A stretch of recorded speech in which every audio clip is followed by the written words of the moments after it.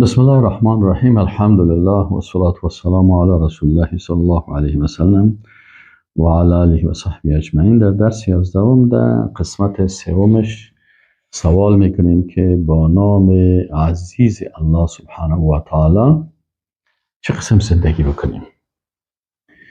بسم الله الرحمن الرحیم. خب وقت ما فهمیدیم که اسم العزیز الله سبحانه و تعالی دلالت میکنه به این که الله سبحانه و تعالی دارای عزت کامل هست. پس ما عقیدت میکنیم که واقعا عزتی که الله داره، عزتی که به جلال و عظمت و بزرگی از او شایسته هست، او عزت هست که مربوط خالق متعال میشه و ما بنده های عاجز نباید در این عزت الله، یعنی در این عزت الله مداخله بکنیم. یعنی بنده عاجز خود عزیز فکر نکنه.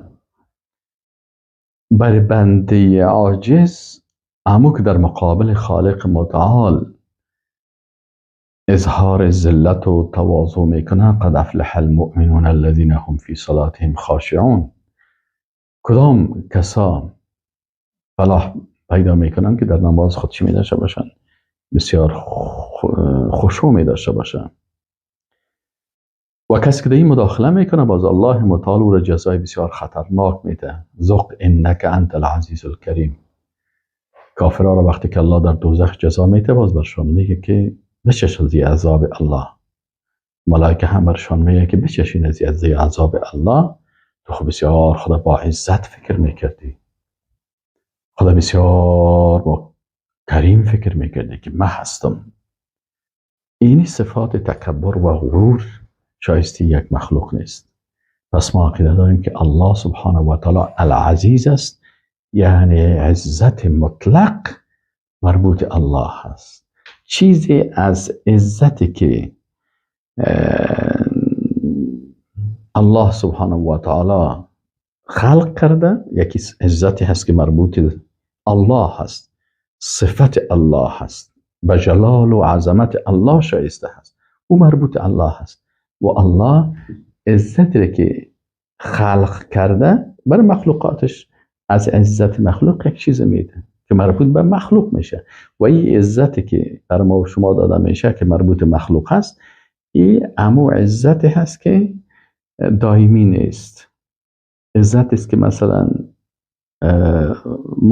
به امو عاجزی و بیچارگی ما شایسته هست، ولی ای که الله رحم میکنه و لطف و کرم میکنه برای بنده های خود عزت میده، او از عظمت و بزرگی و جلال الله هست. پس الله العزیز مطلق است.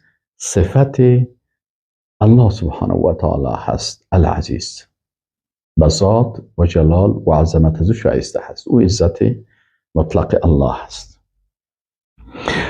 دوم فهمیدیم که الله غالب هست. یعنی هر قدر دشمنای اسلام برنامه بسازن، پروگرام جور بکنن و هر چیزی بکنن، بالاخره غالب الله هست.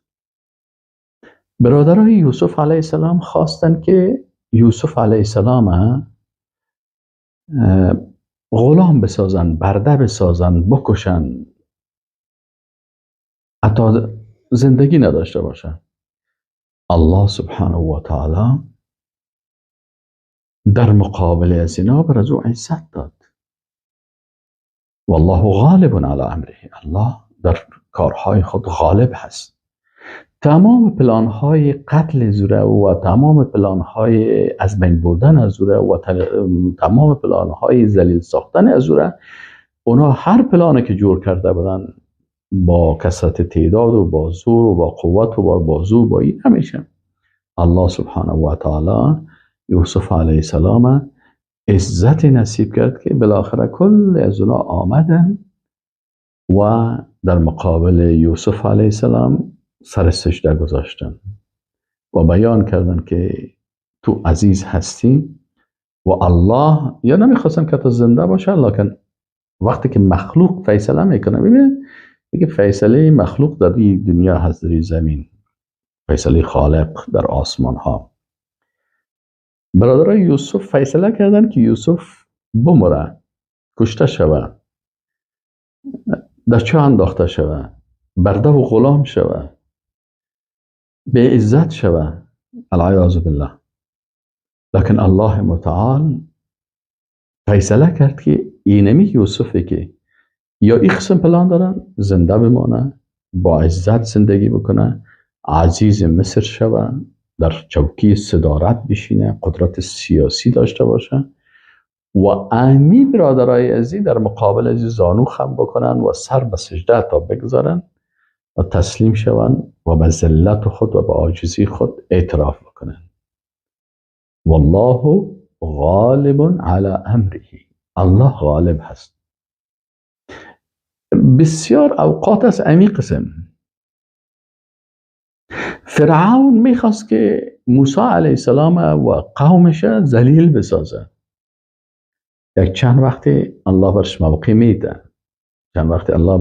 میده، لکن او که میخواست که اینا را به عزت بسازه، الله متعال والله غالب، الله العزیزی که غالب است، فرعون با لشکرش غرق میکنه و ذلیلانه هلاک میشه و جسدش هم میکشه و در لب بحر میپرته. که حتی امروز تحقیقاتی که بالای از اون میشه، مردم با حتی یک فرانسوی با تحقیق بالای جسد فرعون مسلمان میشه. الله جسد از را نگاه کرده و حفظ کرده تا او عبرت باشه بر دیگران. فرانسوی میخواد سر جسد فرعون تحقیق بکنه، با وحدانیت ذات ذوالجلال تسلیم میشه، مسلمان میشه.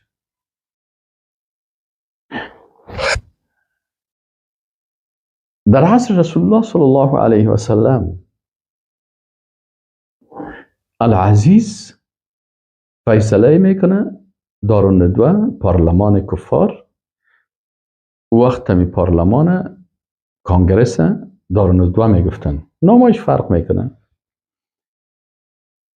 فرعون های شمو هست، اکثرا فراعنه ای که ضد حکم الله و ضد شریعت الله فیصله میکنن در متن جلسات میباشن.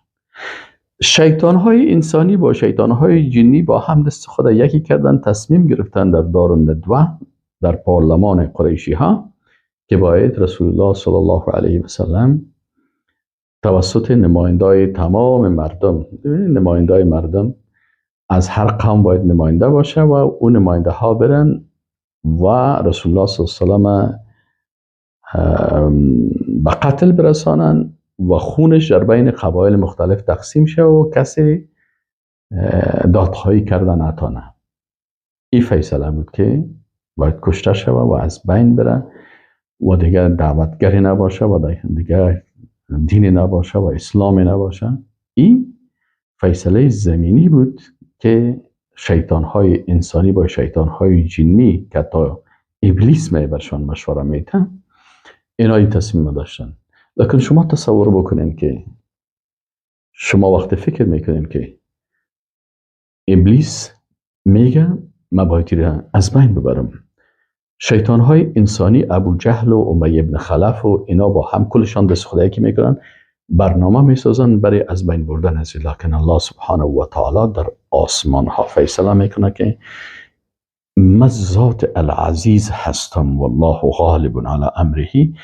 فیصله ازی هست که این حفظ شود، چشمای از اینا نبینن و این بره به غار ثور و از غار ثور بره به مدینه منوره و در اونجا حکومت اسلامی را در اونجا بسازه. چرا؟ این خلیفه الله هست در زمین الله. اینی جاعل فی الارض خلیفه، آدم علیه السلام خلیفه الله در زمین الله هست، خلافت الله را در زمین الله تطبیق میکنه. این رسول الله هست، این باید من حیث خلیفه الله در زمین الله حکم الله را تطبیق بکنه و الله بر از او حکومت میده و رسول الله صلی الله علیه و سلم حکومت جور میکنه که بالاخره با لشکر 10,000 نفری 2 نفر از خانهش مبرایه و به مدینه منوره میره با ابوبکر صدیق رضی الله تعالی عنه و یک کسی برشان که یگان راه را که نشان میده او است. اما رسول الله صلی الله علیه و سلم با ساختن حکومت در مدینه منوره دوباره میایه و با 10,000 لشکر مؤمن موحد میایه و کل از اینا ذلیل میشن. اگر در زمین فیصله میشه که کشته شود، در آسمان فیصله میشه که رهبر حکومت اسلامی شود، دولت اسلامی بسازه که بالاخره دولت زیباست توسط شاگردایی که تربیه میکنه. بالاخره باز امپراتوری فارس نابود میشه و امپراتوری روم تسلیم میشه و بر 3 قاره جهان این مسلمان ها حکومت میکنن. والله غالب علی امره.